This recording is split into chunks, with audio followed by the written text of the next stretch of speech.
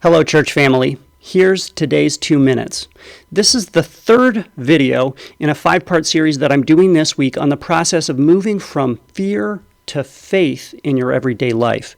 It's based on what I call the Philippians 4 faith over fear formula, which is based on the Apostle Paul's teaching in Philippians 4 verses 4 through 7. If you haven't done this already, I invite you to bookmark that in your Bible, especially if you struggle with anxiety.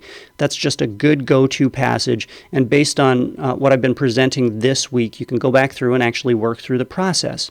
Now, in the previous video, I mentioned that the first step in Paul's process is praise.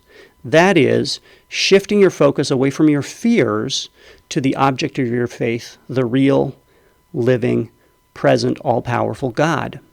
The second step is captured in Paul's statement, do not be anxious about anything. I call this step, name your anxieties.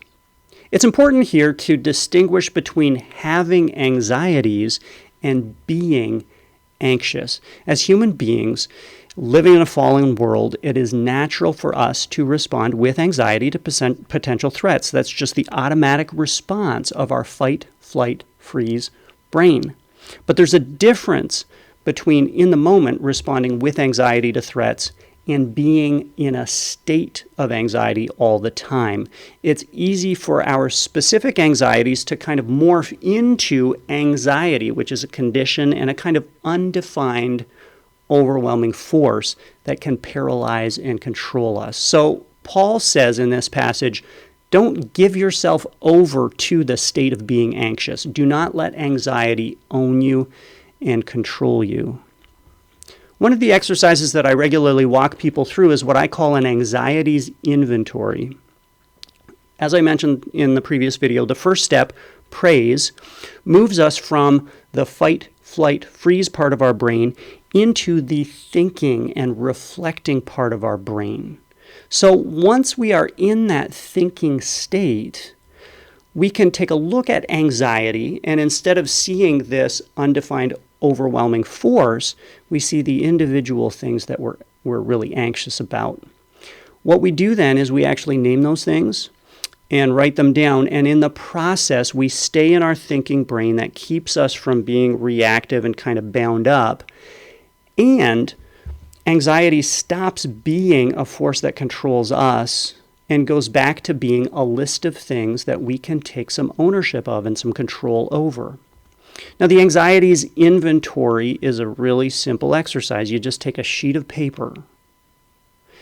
You take the time to really think about the things that you're feeling anxiety about. You write them down. After having done that, after having just named the anxieties, what you do is you have 2 further columns. The first column is items that I have some control over. Stuff that I can do something about. That's the first column. So go down that first master list of anxieties. What are the ones over which I have some degree of control? Write those in the first column. In the next column, write down the things that you're anxious about over which you have no control. So in that category, you might have things like other people's feelings or other people's potential reactions or even large-scale conditions in the world around you. Then you go back to that first column, worries or anxieties that I have some control over.